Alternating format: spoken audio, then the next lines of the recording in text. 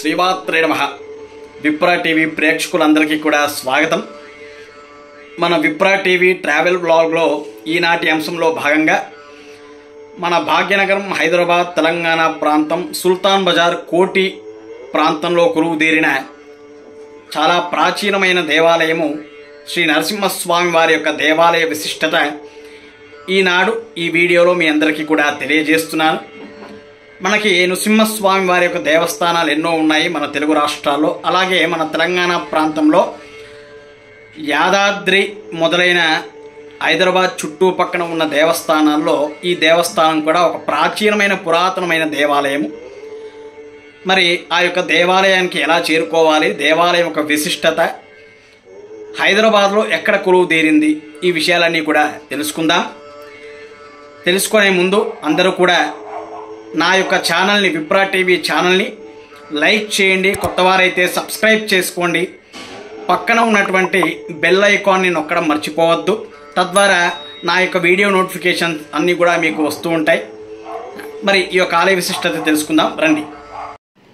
శ్రీ స్వయంభూ లక్ష్మీ నృసింహస్వామి వారి దేవస్థానం సుమారు 400 ఏళ్ల నాటి చరిత్ర గల ప్రాచీనమైన దేవస్థానం.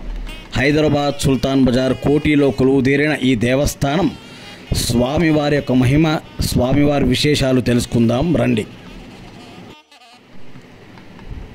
అదివో అల్లదివో శ్రీ హరినివాసము.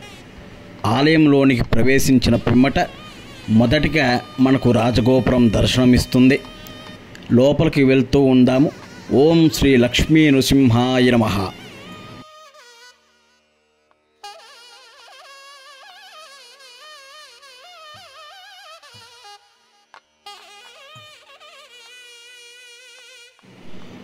ఆలయములోనికి ప్రవేశించిన పిమ్మట ఎత్తైన ధ్వజస్తంభం మనకు దర్శనమిస్తుంది.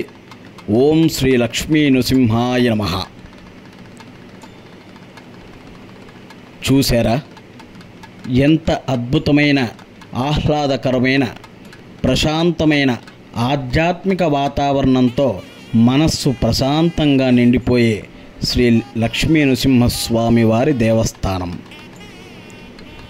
ఇక్కడ చూస్తే 400 ఏళ్ల నాటి వటవృక్షము దర్శనమిస్తుంది. ఆహా, స్వామివారి మహిమ!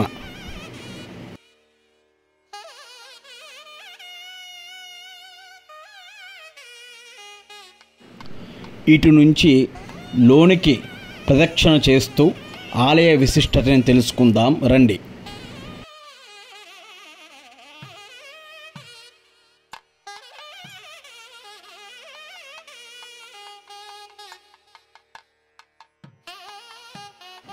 ప్రదక్షిణ చేస్తూ ఉండగా ఎడం వైపున ఒకే రాతి మీద స్వయంభూ వ్యక్తమైన శ్రీ సంకటమోచన వినాయకుడు మరియు హనుమంతుల వారి దేవాలయం ప్రత్యక్షమవుతుంది. ఇదిగోండి స్వామివారి యొక్క దర్శనం. ఓం హం హనుమతే నమః. ఓం గం గణపతయే నమః. శ్రీరామచంద్ర పరబ్రహ్మణే నమః.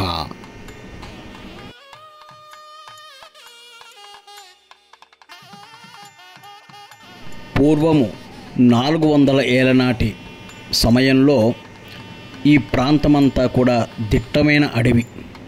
అప్పట్లో పరిపాలిస్తున్న మొఘల చక్రవర్తులు ఈ ప్రాంతానికి చేరుకోగా స్వామివారి యొక్క దర్శనం వారికి కలిగిందట.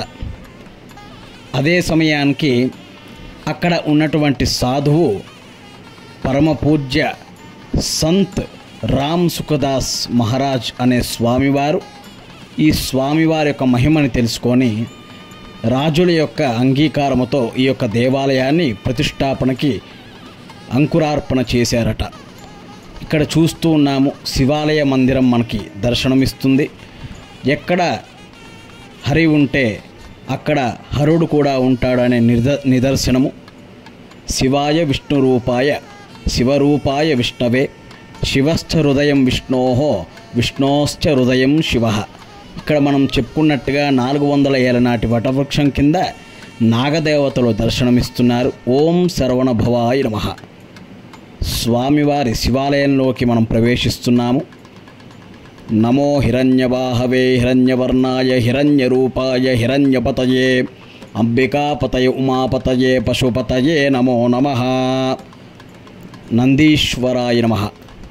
హరహర మహాదేవ శంభో శంకర. స్వామివారి యొక్క దర్శనం చేసుకోండి. హరహర మహాదేవ నమశివాయ. ఇక్కడ స్వామివారికి ప్రతి మాస శివరాత్రి నాడు విశేష అభిషేక పూజలు నిర్వహిస్తారు. ఇలా స్వామివారి దర్శనం చేసుకున్నాక స్వామివారి యొక్క దూత అయినటువంటి శ్రీ ఆంజనేయ స్వామివారు ప్రప్రథమంగా దర్శనమిస్తారు. ఇదిగోండి స్వామివారి దర్శనం. మహావిష్ణువు దశావతారాల్లో నరసింహస్వామివారి యొక్క అవతారం ఒకటి. ఆంజనేయుడికి ఎదురుగుండా స్వామివారి గర్భాలయంలోకి మనం ప్రవేశిస్తున్నాము. అదివో అల్లదివో స్వామివారి యొక్క దర్శనము. ఓం శ్రీ లక్ష్మీ నృసింహాయ నమః. ఉగ్రం వీరం మహావిష్ణుం జ్వలంతం సర్వతోముఖం నృసింహం భీషణం భద్ర మృత్యోర్మృత్యుర్నమామ్యహం. ఓం శ్రీ లక్ష్మీ నృసింహాయ నమః. చూశారా స్వామివారు ఎంత అద్భుతంగా ఉన్నారో. ఎంతో మహిమాన్వితగలమైన స్వామివారు లక్ష్మీదేవితో కూడి ఇక్కడ స్వయంభూ వ్యక్తమయ్యారు.